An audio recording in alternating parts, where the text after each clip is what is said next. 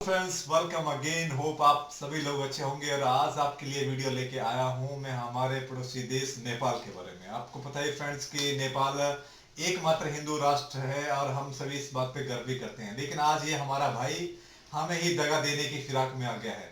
आपको पता ही होगा कि हिंदुस्तान के मानसरोवर की यात्रा कितनी महत्वपूर्ण है। और यह जो यात्रा होती है वो उत्तरांचल से जाकर मानसरोवर के लिए जाती है, जो कि चाइना में है। और अभी आपको पता कि भारत ने पिथौरागढ़ से लेकर चाइना के लिए एक रोड बनाया था 80 किलोमीटर, और वो जाता था लीपू लेक होके जो दर्रा उसमें।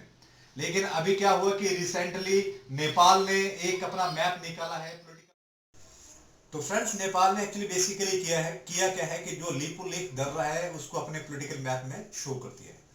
अब जब शो कर दिया तो इसका मतलब ये हो गया है कि जो वो हिस्सा है जो भारत का है वो नेपाल का है। जबकि आपको पता है कि भारत ने जब उसमें रोड बनाया, इसका मतलब वो भारत का हिस्सा है। और कई सालों से ये वाली चीज चली हुई है कि ये हिस्सा जो था वो भारत का था। जब ब्रिटिश का शासन भारत में था और नेपाल के राजा और ब्रिटिश के एम्पायर ने ये घोषणा की थी कि जो ये वाला हिस्सा होगा वो इंडिया का होगा, तब से लेकर अब तक ये हिस्सा किसका था? भारत का था। और भारत, जैसे मैंने आपको बताया कि भारत ने अभी वहां पर अपनी रोड भी बनाई है। लेकिन आपको पता है कि जो कोरोना वायरस का फाउंडर है चाइना, उसने इंडिया की बढ़ती हुई ताकत को देख के उसने नेपाल को अपने हिस्से में कर लिया है। क्योंकि नेपाल को उसने कुछ ही पैसे दिए हैं शायद, और पैसे के चक्कर में नेपाल ने ये कहना शुरू कर दिया कि ये वाला जो पार्ट है वो किसका है? नेपाल का है। यानी लीपू लेक का दर्रा हो गया और जो काला पानी जिसको कहा जाता है वो नेपाल के हिस्से में आते हैं। और ये नेपाल ने प्रोटेस्ट करके कहा। आज अगर आप नेपाल में जाओगे तो वहां के लोग जो हो भारत के लोगों को गालियां दे रहे हैं। यहां तक ये एजिटेशन बढ़ चुका है। उसका ज्यादा मीडिया में इतनी न्यूज नहीं आई, लेकिन ये यहां तक हो गई है कि वो लोग इंडिया वालों को गाली दे रहे हैं। तो मैं इस वीडियो के माध्यम से ये बताना चाहता हूं कि नेपाली जो जिनको हमने खाना दिया, रोटी दी, पैसे दिए, हर चीज दी है, आज वो हमारे घर के बाहर बैठे होते हैं और मोमो बेच रहे होते हैं। और मोमो बेचते बेचते आज वो हमारे कॉलर को पकड़ने के लिए तैयार हो गए हैं, और जिसका कारण चाइना है।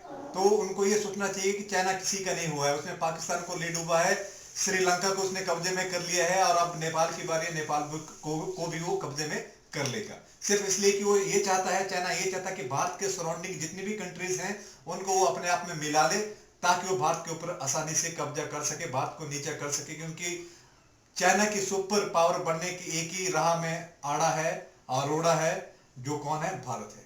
और वो भारत को किसी ना किसी तरह से, एक तरह से उसको नीचे करना चाहता है। इसीलिए उसने नेपाल को पैसों के बल से खरीद लिया है और वो भारत के इंगेस्ट हो गया, और वहां के लोग जो है वो भारत को गाली दे रहे हैं। तो मैं ये चाहता हूं कि अगर नेपाली लोगों को हम अपने भाई की तरह रखते हैं, यहाँ पर प्यार से रखते हैं, और वो उनके जो वहां के प्रेजेंट जो प्राइम मिनिस्टर है उस तरह की बात करते हैं, तो मेरे ख्याल से बहुत गलत बात है।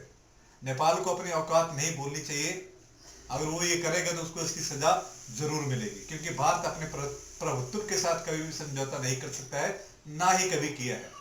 तो ये मेरा छोटा सा वीडियो आप लोगों के लिए बनाया था। होप इस वीडियो के माध्यम से आपको थोड़ी सी जानकारी मिली होगी कि आजकल हमारे पड़ोसी देश नेपाल भारत के लिए क्या कर रहे हैं, जिनके लिए हमने वीजा तक नहीं लगाया, फ्री बाउंड्री खोली हुई है, जब मर्जी आप आओ, जब मर्जी आप जाओ, और आप ये करते हो भारत के साथ। तो अगर आपने ये किया है तो इसका फल आपको जरूर मिलेगा। क्योंकि मोदी जी को आप जानते हो वो कैसे हैं।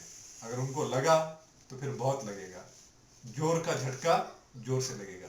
तब तक अपना ख्याल रखिए और कोरोना वायरस से बचे रहें, डिस्टेंसिंग का यूज करें, मस्त रहे, स्वस्थ रहे, व्यस्त रहे, और मेरे चैनल को सब्सक्राइब करते रहे। Thank you very much.